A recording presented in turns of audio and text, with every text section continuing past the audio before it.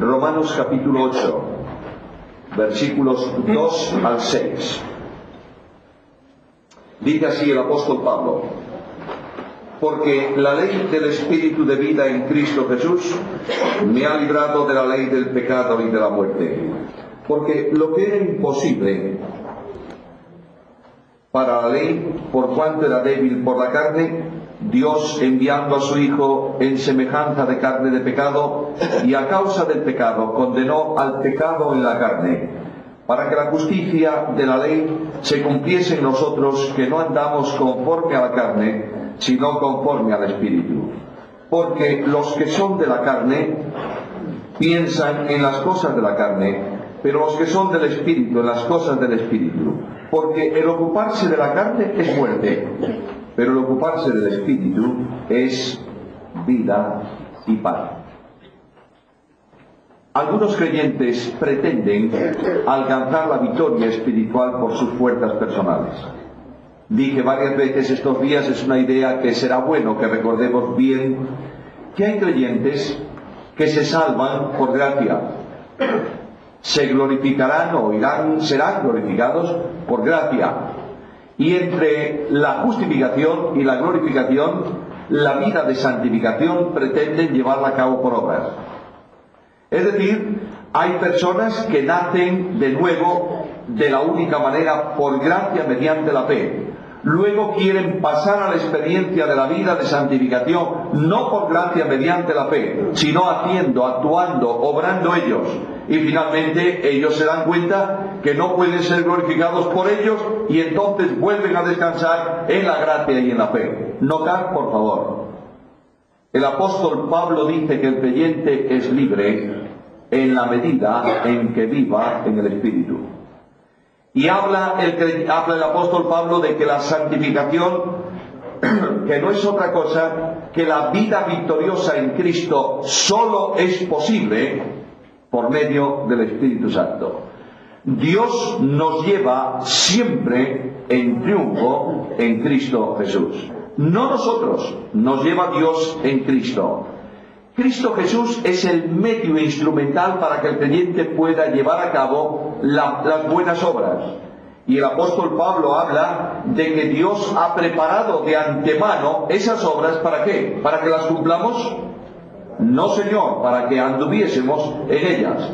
Es decir, para que el estilo de vida propio de Cristo, que no hizo otra cosa que buenas obras, sea nuestra forma natural de vida. No por esfuerzo personal, sino por dependencia espiritual de Jesús. Cuando tú vives a Cristo, el buen obrar es tu forma de vida. No es una actividad ocasional, es tu forma natural. Y se produce un cambio muy singular. Antes vivíamos en la carne, en el pecado, cayendo como norma habitual. Y excepcionalísimamente de vez en cuando hacíamos algo que se parecía a una buena obra. Ahora la caída es la excepción y la buena obra es la forma natural de la vida cristiana. ¿Notáis el cambio? ¿En qué? En el poder del Espíritu Santo. Por a este poder que nos libera de las obras de la carne, del control de la carne, solo es posible por medio del Espíritu Santo, que está ¿dónde? Versículo 9. Mas vosotros no vivís según la carne, sino según el Espíritu, si es que el Espíritu de Dios mora en vosotros. Y si alguno no tiene el Espíritu de Cristo, no es de él. Por tanto, la victoria, la vida triunfante, la vida de libertad, se produce por la presencia en el corazón del creyente del Espíritu Santo de Dios. Tres cosas quiero ver esta tarde. En primer lugar, ¿qué es la libertad en Cristo? En segundo lugar, el disfrute de esa libertad. En tercer lugar, la bendición que parte de eso. La libertad. Pablo la expresa con toda claridad en el versículo 2. La ley del Espíritu de vida en Cristo me ha librado. ¿Me ha librado de qué? Me ha librado del control de otra ley. La ley del pecado y de la muerte. El Espíritu, dice aquí, es el agente liberador. ¿Por qué? porque sitúa la experiencia liberadora de Cristo en la vida personal de cada creyente. Cuando el Espíritu Santo actúa, cuando el Espíritu Santo sopla, comunica vida. ¿Recordáis que en Génesis, en el capítulo 1, cuando habla de la acción poderosa de Dios en el orden cósmico de la creación, sitúa en él al Espíritu Santo? Y dice que el Espíritu Santo se movía sobre la faz de las aguas. Y esa tierra que estaba desordenada y vacía va tomando orden. De otra manera, el caos viene a convertirse en un cosmos, en una ley de orden, por medio de la acción del Espíritu Santo. Más adelante el Espíritu Santo sopla en el elemento inanimado que Dios selecciona y le comunica vida. Y el hombre que sale en las manos de Dios en creación es un ser libre. Dios lo hace libre.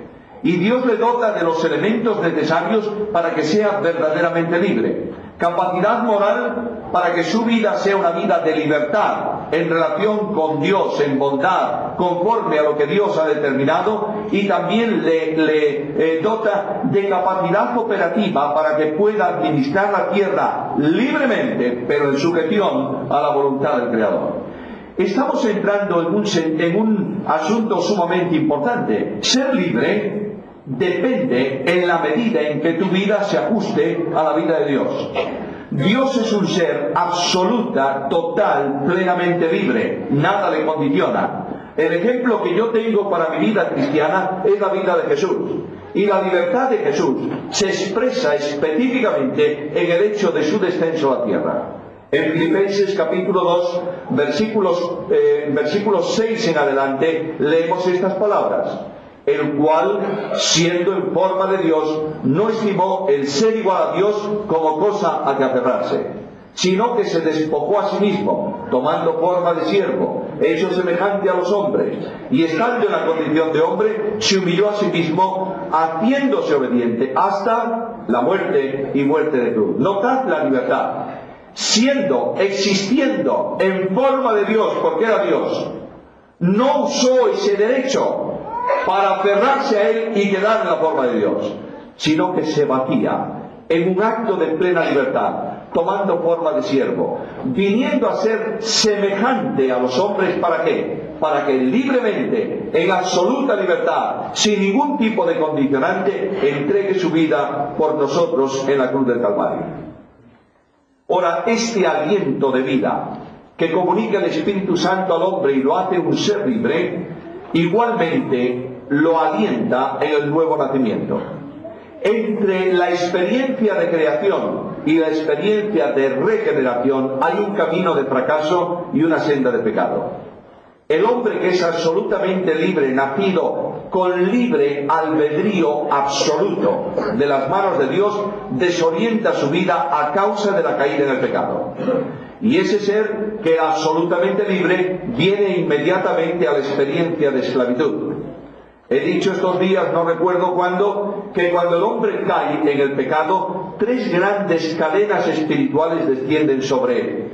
Cadenas que el hombre no puede liberar, no puede romper, porque vienen a formar parte de su experiencia natural que se llama vida. De manera que este hombre es conducido en un camino de esclavitud, porque sobre él cae la primera gran cadena, que es la cadena del yo. Nunca antes hubo ese yo. No quiero decir que en la doctrina de la antropología bíblica el hombre salido de las manos de Dios era un yo personal. Él podía referirse a sí mismo como yo, podía hablar con su mujer como un tú, y podían entre ellos hablar de otro que podría ser Dios como un él. Había una persona individual, pero ese yo del hombre estaba absolutamente sujeto, sin condiciones, al tú de Dios. De manera que Dios le había determinado, había establecido para él una senda de obediencia, y él, renunciando al yo imperante que no existía, aceptaba el tú de Dios y era libre.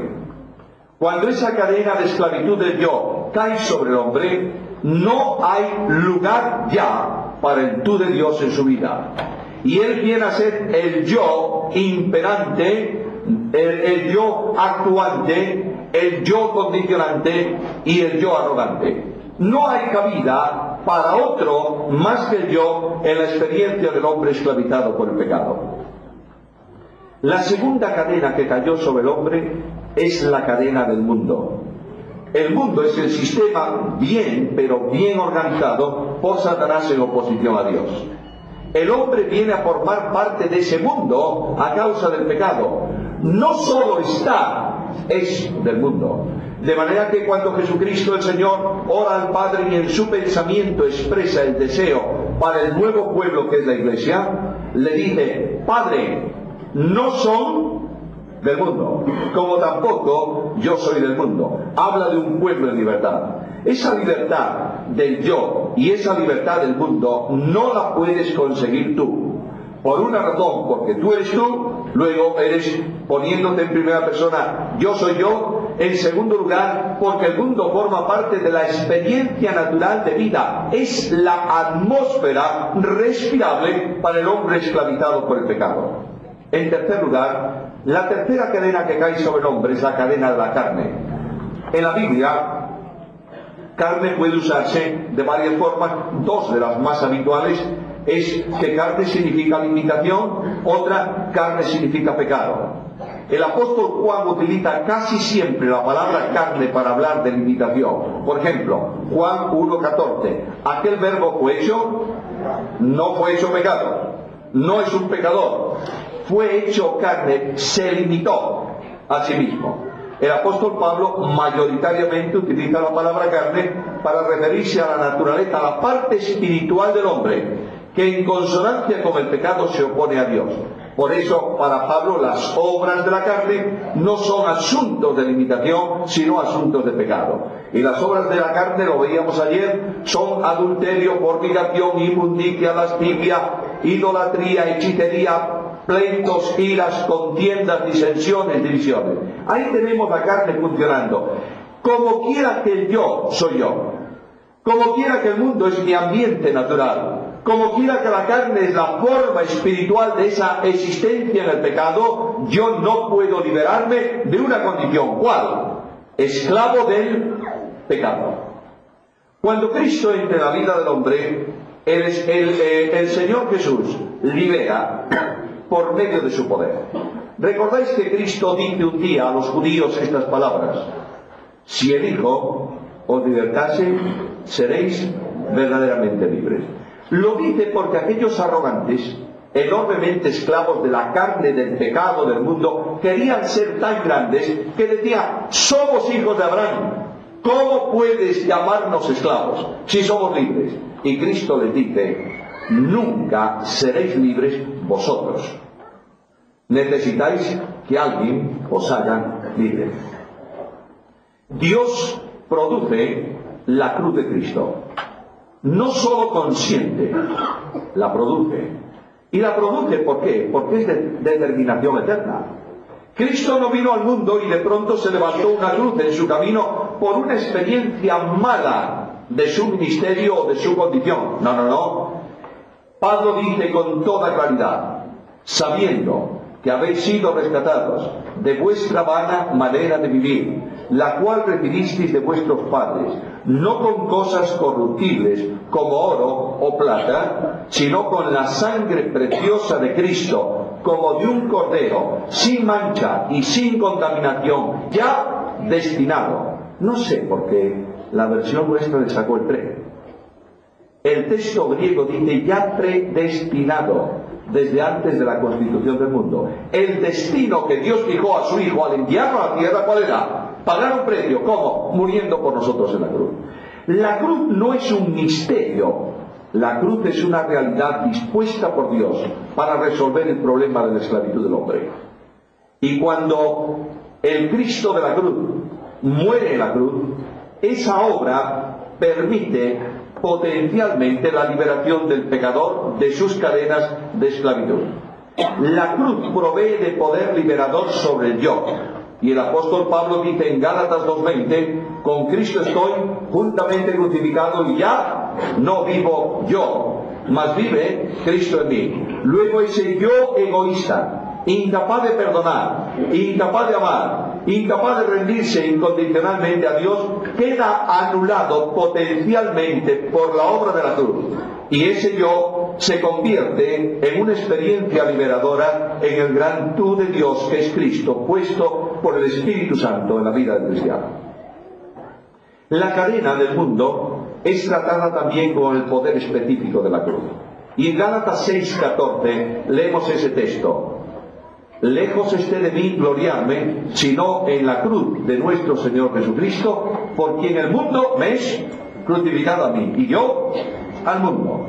Y la carne es tratada de la misma manera. Los que han sido revestidos de Cristo han crucificado la carne con sus pasiones y deseos.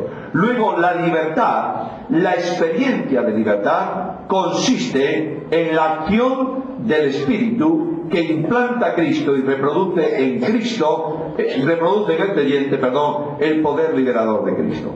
Ahora notad esto, por favor. Jesús dijo, si el Hijo, condicional, puedes traducirlo así: cada vez que el Hijo, en el momento en que el Hijo, en el instante en que el Hijo te libere, eres libre. Y en el otro momento, si no te libera, no eres libre. Luego, a veces los creyentes tenemos una idea, un tanto extraña, de lo que es libertad. Tenemos idea de que cuando creemos en Cristo ya somos libres. Y preguntas, ¿y libre de qué? ¿Tú eres libre de qué? Bueno, soy libre de toda condenación. Es verdad. Se ha producido esa experiencia radical y definitivamente una vez para siempre en la historia del creyente. De otro modo, yo puedo decirlo con las palabras de Pablo: justificados pues por la fe, tenemos paz para con Dios. ¿Quieres de otra manera? Romanos 8:1. Ahora pues, ninguna condenación hay para los que están en Cristo Jesús. De otra manera, dice el apóstol Pablo en el capítulo 8 de la carta a los Romanos, que nosotros, a causa de la obra de Cristo, no hay condenación. Nadie puede acusar, ¿a quién? A los escogidos de Dios. Dios libera de responsabilidad penal en la justificación. Pero la experiencia de vida cristiana, el devenir de la carrera del creyente, el caminar en la senda de justicia por amor de su nombre, es una experiencia personal, individual y puntual en cada momento de la vida del cristiano. De otra manera, si Cristo ahora mismo no me está a mí liberando del poder del yo vivo lejos del Señor. En cada instante de la vida cristiana, la libertad consiste en que el libertador produzca su obra de libertad en cada uno de nosotros. Y esto solo es posible en la medida en que el Espíritu Santo reproduce al poderoso resucitado y libertador en la vida de los creyentes. El apóstol Pablo habla de dos esferas, de dos leyes. La ley del Espíritu es ley de vida. La ley del pecado es ley de muerte. Estas leyes son vinculantes con el hombre, bien en el sentido de dependencia de Dios por salvación, ley del Espíritu, bien en no dependencia de Dios, ley de la carne. En este momento la experiencia del creyente es esta: nadie puede estar a medias en una cosa y a medias en otra. De otro modo, en el momento en que yo no estoy en la ley del Espíritu, ¿estoy en qué? En la ley de la carne.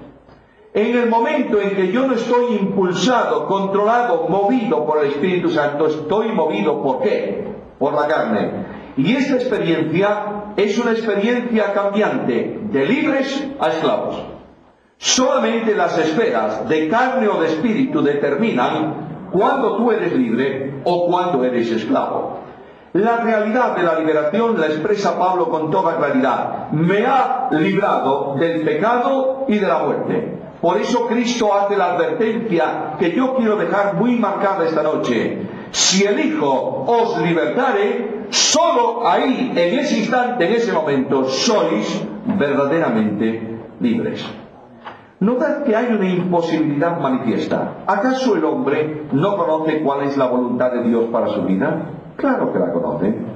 La conoce en una dimensión lo suficientemente amplia y lo suficientemente sencilla para que le obedezca. ¿Cuál es el resumen de la ley? En la primera tabla, amarás a Dios sobre todas las cosas. ¿Lo entiendes bien o no? Sí. ¿Y cuál es la segunda condición? Amarás al prójimo ¿cómo? Como a ti mismo. Pregunta, ¿puedes? No puedes. Tú no puedes por tus fuerzas amar a Dios más que a ti. ¿Te das cuenta de lo que estoy diciendo? ¿Por qué? Porque tú eres tú. Luego necesitas una experiencia liberadora que te permita entregarte sin condiciones, que eso es amor. Aquel que es creador, salvador y dueño de cada uno de nosotros. Por tanto, hay una debilidad en la carne que nos impide disfrutar de la ley de vida en el Espíritu. Dios va a arreglar ese asunto, y Dios lo arregla enviando del cielo a su Hijo como libertador. Cuando Cristo irrumpe en la historia de los hombres, irrumpe específicamente como libertador. ¿Recordáis que cuando Cristo se presenta en su ministerio en la sinagoga de Nazaret, qué dice el Señor? Dice: el Espíritu del Señor está sobre mí, porque me ungió el Señor, me ha enviado. ¿Para qué? Para dar libertad. Aquí tenemos el ministerio de Cristo. Cristo viene para hacer un pueblo verdaderamente libre. El gran problema, entre comillas, de Dios es que se encuentra con que para libertar a ese hombre tiene que pagar el precio condicionante de su posición de esclavitud. Y dice el apóstol Pablo en Gálatas 4:4 que cuando vino el cumplimiento del tiempo que hizo Dios, envió a su Hijo, nacido de mujer, nacido bajo la ley, para que redimiese a los que estábamos bajo la ley. Lamentablemente, los términos redención en el texto griego solo tienen una traducción en castellano. La traducción castellana es redención, redimir, y las palabras que tienen esa radical. En el texto griego hay 3 palabras distintas, por lo menos 3, para hablar de redención. La primera es una palabra que significa solo pagar el precio por la compra de algo. De manera que tú imagínate que eres una persona en los tiempos de la Biblia, en los tiempos de Juan o de Pablo, que querías comprar un esclavo. Te ibas al ágora, al mercado, a la plaza pública, buscabas el sitio donde estaban los esclavos en venta, preguntabas: ¿cuánto cuesta este? Tanto. Muy bien, pagabas el precio. De momento lo único que tú hiciste fue pagar un precio por dar el valor por un esclavo, ¿no es cierto? Segunda condición: el mismo verbo se le antepone una preposición que permite entender una acción distinta: pagar el precio y llevarte el esclavo. En la primera condición, redención, paga el precio y el esclavo ¿dónde queda? En el sitio donde está. En la segunda, paga el precio y se lleva el esclavo del sitio donde está. ¿Sigue siendo esclavo? Sí, sigue siendo esclavo. Simplemente, por ahora, ha cambiado el dueño. ¿No es esto? El tercero es un verbo distinto completamente. No tiene nada que ver con la raíz de los 2 primeros y significa pagar un precio, llevar el esclavo, cortarle las cadenas y darle libertad. De otra manera, extenderle un certificado al esclavo que lo hace libre. Esto es lo que Dios está diciendo. Dios ha comprado un pueblo para que en libertad le sirva. Gracias. Dios ha comprado un pueblo para que le glorifique, para que tenga la experiencia de libertad, para que sea verdaderamente libre. Espero que se quede ahí. Digamos que la mano mía no lo ponga en el suelo. Seguimos. Ese pueblo que Dios compra para que sea verdaderamente libre, gracias, le da autoridad para que viva la experiencia de libertad. ¿Estáis siguiéndome? Es decir, Dios envía a su Hijo, Dios paga un precio, y claro, en ese sentido, Dios resuelve el problema. Ahora, es muy serio lo que le ha costado a Dios esa resolución. Porque el apóstol Pablo dice que quien viene a la tierra para pagar ese precio es verdaderamente Dios. Recordáis que Pablo dice en Filipenses, el cual siendo en forma. La palabra forma en griego expresa una realidad externa condicionante de una experiencia interior. Voy a poner un ejemplo. Esto que tenéis aquí es un cuero, porque no es un papel, es un cuero. ¿Este es cuero? Sí, pero es también un marcador. ¿Todos los cueros son marcadores? No. Este cuero está en forma de marcador, ¿por qué? Porque es un marcador. De manera que cuando la Biblia dice que Jesucristo existía en forma de Dios, significa que solo podía existir en forma de Dios y era Dios. Ahora tengo un problema todavía más grave ahí.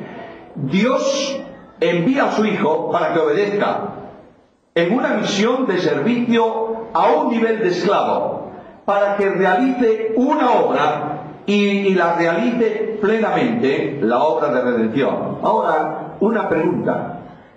Cuando tú mandas y otro obedece, ¿quién es mayor? ¿El que manda o el que obedece? El que manda. Tengo otro problema muy grave.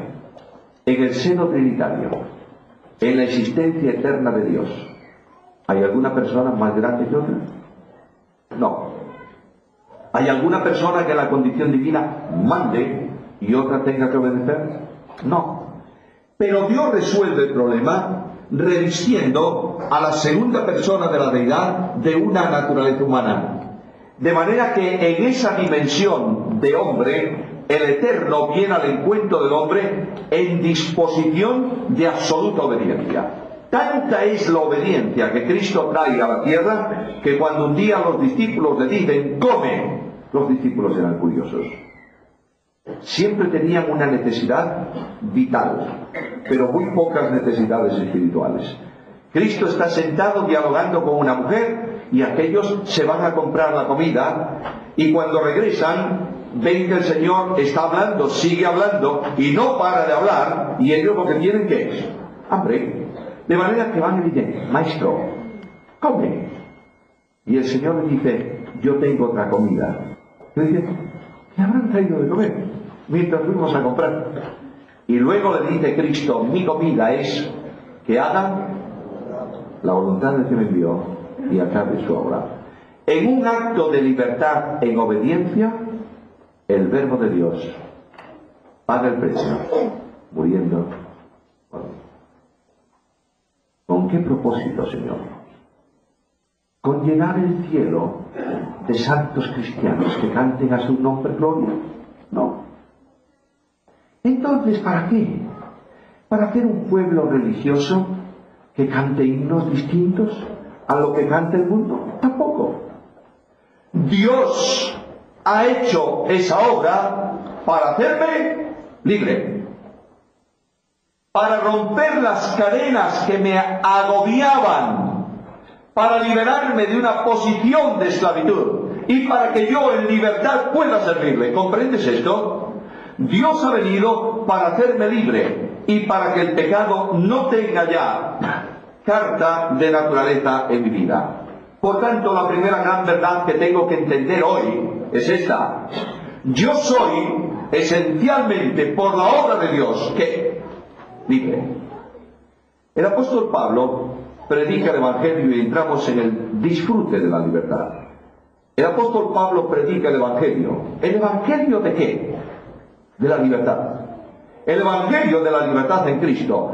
Un día Pablo predica el Evangelio, hay cientos de creyentes que se convierten, hay iglesias en Galacia que se están fundando, y el apóstol Pablo dice, qué bendición tan grande, un pueblo esclavo del pecado, de las pasiones, de la concupiscencia, de la idolatría, mira qué bendición, un pueblo libre.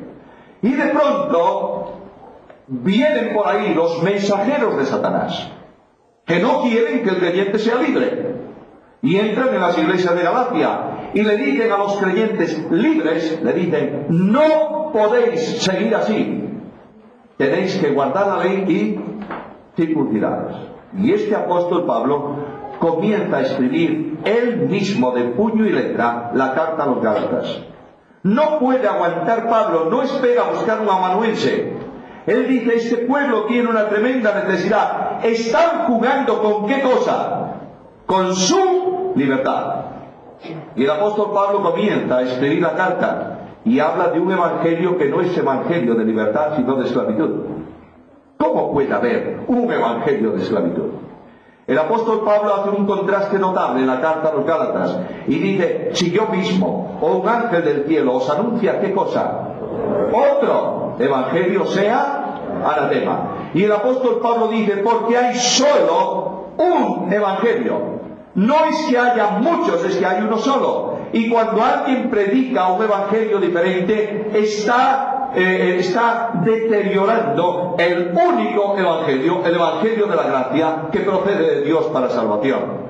El evangelio de la gracia, el apóstol Pablo dice, porque el evangelio es poder de Dios para salvación. ¿A quién? A todo aquel que cree. El poder de Dios para salvación es un poder liberador, no sólo de la responsabilidad penal, sino de los yugos de esclavitud para la experiencia de la vida cristiana en cada uno de los momentos de su existencia. Ahora, hay una dificultad ahí en la epístola. El apóstol está diciendo que no hay que guardar normas, que no hay que estar sujeto a reglas, que no hay leyes por muy ceremoniales que sean, sino vivir en la comunión plena con Dios en el poder del Espíritu. Y llega al capítulo 5, y en el capítulo 5, yo digo así esto muchas veces, el apóstol Pablo estalla. Pero como el apóstol Pablo está controlado por el Espíritu, no estalla maldiciendo a aquellos que vienen a la iglesia para decirle cosas extrañas a los creyentes y obligarles a prácticas que no están establecidas por Dios. No. Él estalla y dice, estad pues firmes. ¿En qué? En la libertad con que fuisteis hechos libres. ¿Y qué pasa? Y no os dejéis otra vez sujetaros a un yugo de esclavitud. El apóstol Pablo dice, creyentes, Dios os libertó para que seáis libres. Lo que me sorprende cuando leéis los evangelios es la enorme dimensión de vida entre la libertad de Cristo y la religiosidad de los fariseos. Aquellos eran verdaderamente esclavos, siempre pendientes de normas, de formas, de costumbres, de sistema, de tradición, de no sé qué y de no sé cuánto. Ahí tienes el pobre del fariseo. Digo pobre porque era un pobre, espiritualmente hablando. Ahí tienes el fariseo, que leía en la Escritura que había que dar diezmo de todas las cosas, de todo lo que ganaba. Es lo que Dios decía. Y se iba al campo y recogía de cada 10 matas de menta una para el diezmo del templo. Ahí tienes al fariseo que se ponía en pie en las esquinas y oraba para ser visto de las gentes. Ahí tienes al fariseo que daba limosna para ser alabado. Ahí tienes al fariseo que en lugar de ayunar una vez por año, como la ley establecía, lo hacía 2 veces por semana, y para que todos entendieran que ayunaba, se untaba la cara de polvos blancos para que dijesen, qué hambre pasa el bueno del fariseo. Y este hipócrita, hijo de Satanás, como Cristo le llama, esclavizaba al pueblo de Dios con cargas que nadie podía llevar. Aparentemente eran piadosos o no. Naturalmente que sí. Conocían la Biblia. Había fariseos que podían recitar gran parte del Pentateuco de memoria. ¿Eran libres? No. ¿Eran instrumentos esclavizantes? Sí.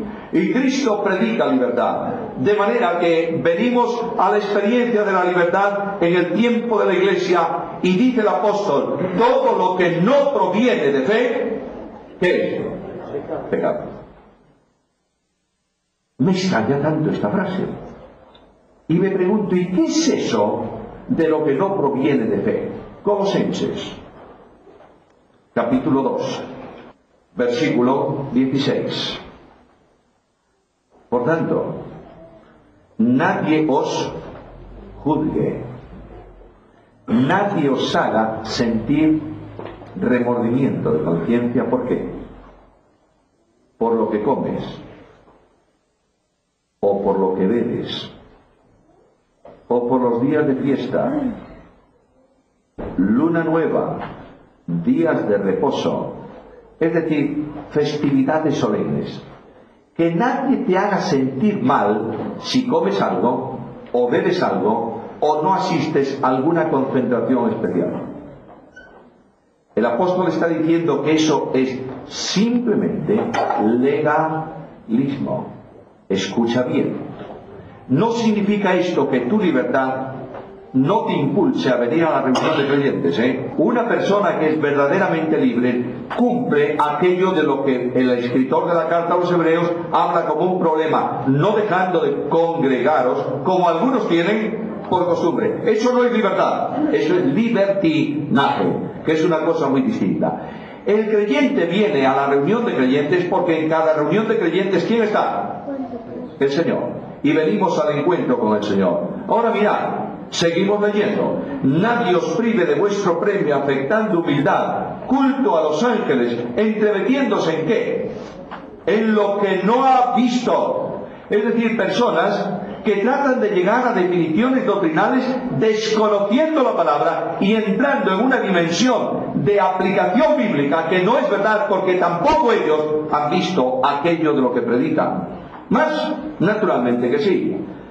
Pues si habéis muerto, versículo 20, con Cristo en cuanto a los rudimentos del mundo, ¿por qué, como si vivieseis en el mundo, os sometéis a preceptos? Fijaros lo que dice Pablo. Pablo está diciendo, los del mundo son esclavos y viven en preceptos. ¿Vosotros sois libres? Naturalmente que sí. Luego los rudimentos, las expresiones religiosas del mundo que tú practicas como impuestas, no son sino elementos de esclavitud. Mirad lo que dice. Tales como, pon unos ejemplos. En primer lugar, habla de formas de vestido y de adornos. No manejes. Es decir, no utilices. No es verdad, queridos hermanos, que al pueblo que Dios ha hecho libre, muchos han procurado esclavizar por este sistema.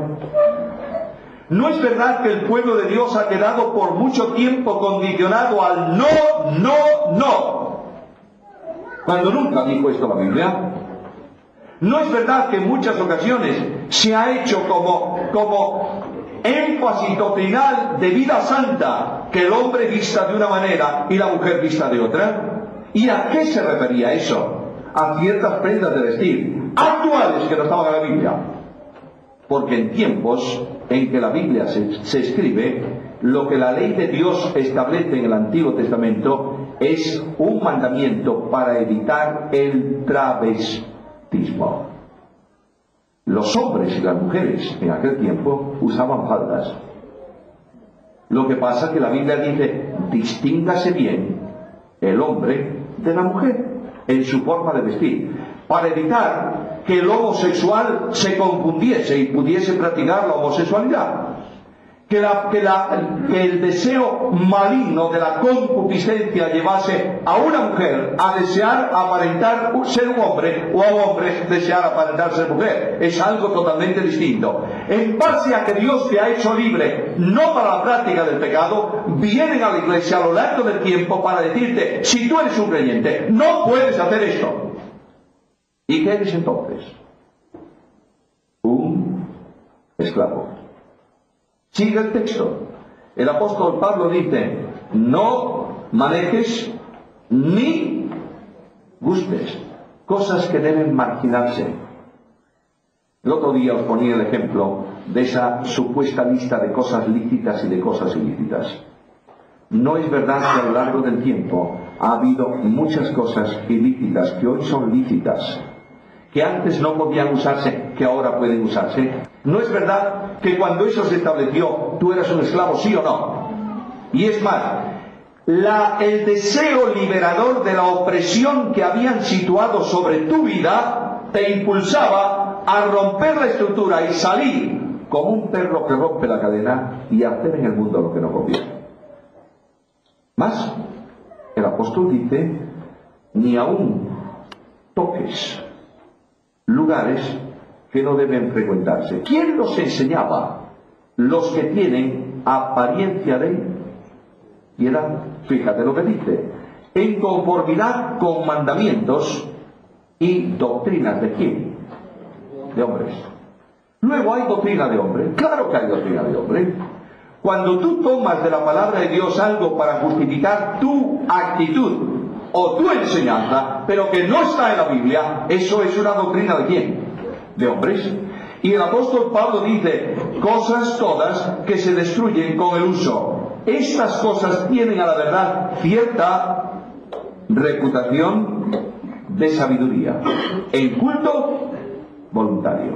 ¿Cuántas veces las respuestas que tú has recibido cuando preguntaste por qué fue porque el creyente tiene que diferenciarse del mundo? Y aparentemente tiene un culto voluntario. Es la opresión del cuerpo. En mi tiempo, cuando yo era un niño, había una moda en España que yo no sé de dónde saldría esa moda. Probablemente se la copiaron a los ingleses o a los alemanes.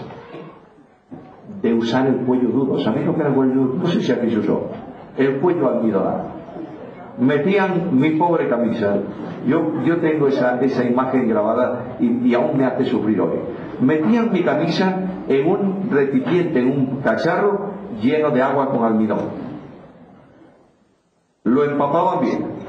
Y cuando estaba bien empapada, con una plancha bien caliente, sin punta, lo pasaban por encima del cuello. Hasta que aquello se secaba y quedaba como esta tabla. Luego, para que todavía fuese más elegante, le daban con la punta de la plancha hasta que aquel cuello brillaba. Y el domingo por la mañana me agarraban a mí medio a la puerta, me metían la camisa y me abrochaban el cuello. Yo estiraba el cuello como un avestruz.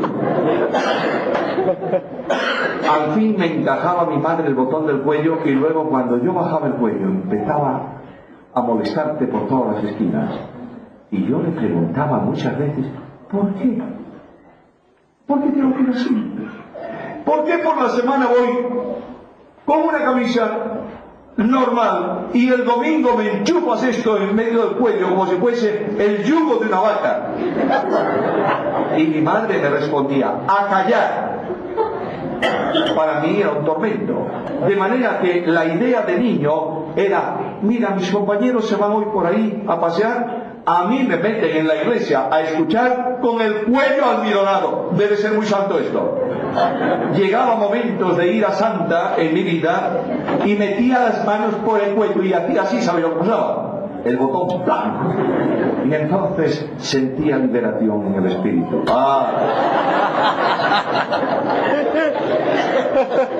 Tú sabes, cuando yo era un niño libre, al final del día cuando me sacaban la camisa, ¿cuántas historias han esclavizado el pueblo de Dios?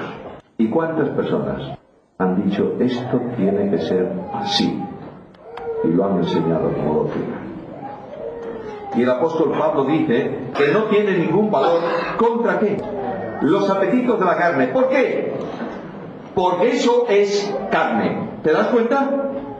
Luego el Señor está hablando de libertad en la experiencia de vida, de libertad en el culto. Cuando nosotros venimos al culto, no venimos a cubrir un sistema de un determinado ritual evangélico o religioso. No venimos a establecer una liturgia convencional para adorar a Dios. El culto del hombre libre es libre en el espíritu. La adoración no es una actividad, es una actitud. La alabanza no es una actividad, es una actitud. Y el Dios del cielo, que ha hecho hombres y mujeres libres, los ha hecho para que sean adoradores suyos. ¿Cómo? En espíritu y en verdad. Luego, cualquier culto que no esté movido por el espíritu, en comunión con la verdad que es Jesucristo, es simplemente un ritual humano que no vale para nada.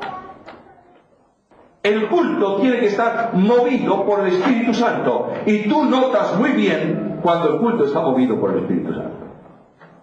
Y cuando el Espíritu Santo mueve el culto, tú sientes libertad. ¿Sí?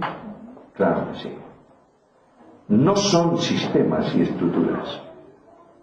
A veces pensamos que en la iglesia, en la iglesia evangélica, hay cultos de primer nivel, cultos de segundo nivel y cositas del tercer nivel. Culto de primer nivel, cena del Señor. Cultos de segundo nivel, estudio bíblico y oración. Cositas, escuela dominical. Toda reunión de creyentes para la gloria de Dios es culto. Y es culto principal. Y todo culto es adoración y alabanza. Y si no es adoración y alabanza, no es culto. Hemos estructurado, establecido normas y creado un sistema. En mi tiempo los jóvenes llamábamos al culto el sándwich, porque tenía una tapa, otra tapa, otra tapa. Himno, oración, himno. Avisos, himno. Lectura, himno. Mensaje, himno. Oración y para casa. El sándwich. Los himnos eran las tapas y el resto de las cosas el contenido. Y claro está, cuando alguien por alguna razón, no sé cómo, pedía los himnos seguidos, se rompía el esquema y ahí teníamos un verdadero conflicto. Un día el pastor de nuestra iglesia, un hermano, se levantó en la reunión llamada libre, pidió un himno. Y cuando él se sentó, otro se levantó y pidió un himno. Y ya alguno puso los ojos fuera de las órbitas, como dos himnos. Y cuando se sentó ese, sorprendentemente, solo lo vi una vez, un tercero se levantó y pidió otro himno. Y claro, ya alguno no aguantó más. Y dijo, hermanos, ya son bastantes himnos. Y el pastor de la iglesia le preguntó, ¿le dijo a usted eso el Espíritu Santo?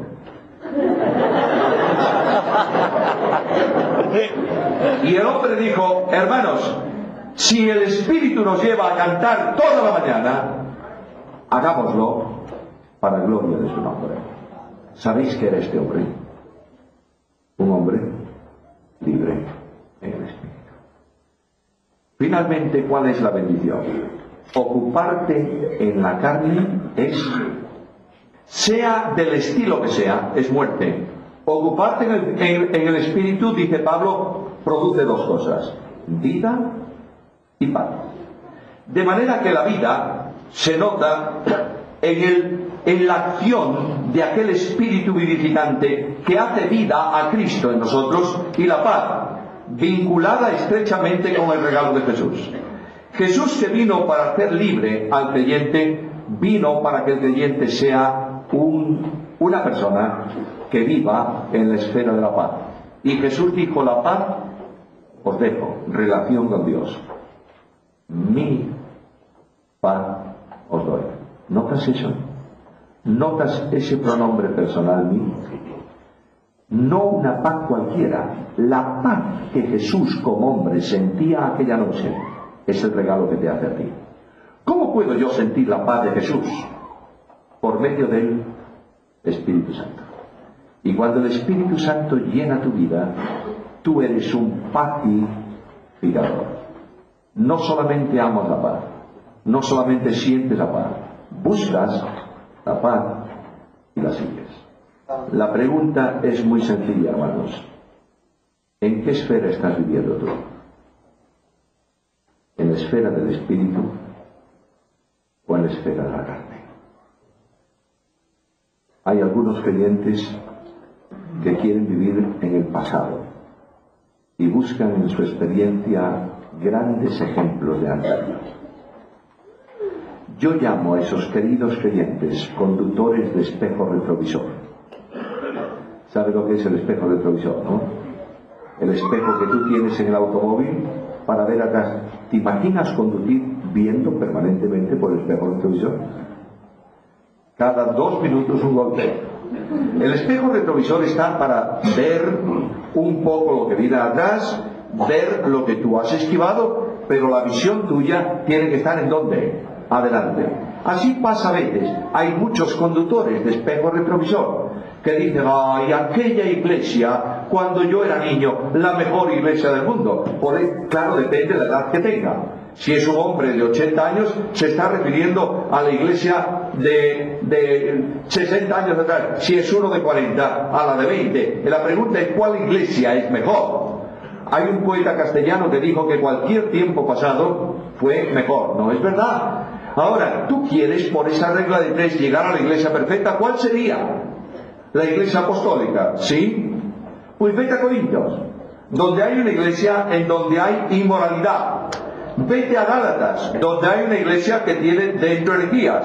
Vete a la iglesia apostólica de Jerusalén, donde hay disensiones. Vete a la iglesia de Colosenses, hemos leído, donde hay apariencia de piedad. En cambio, el hombre que vive en el Espíritu conduce mirando para adelante.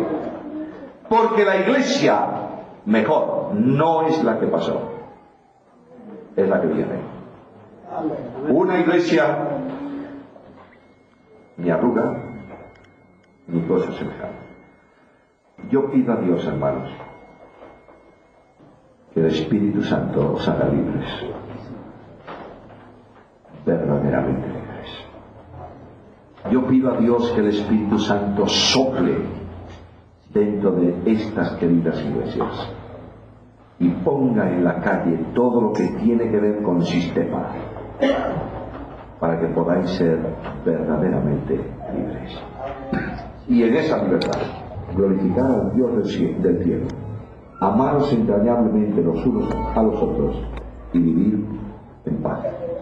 Y el Dios de gracia hará el resto de su obra con cada uno de vosotros. Que las llama su bendición.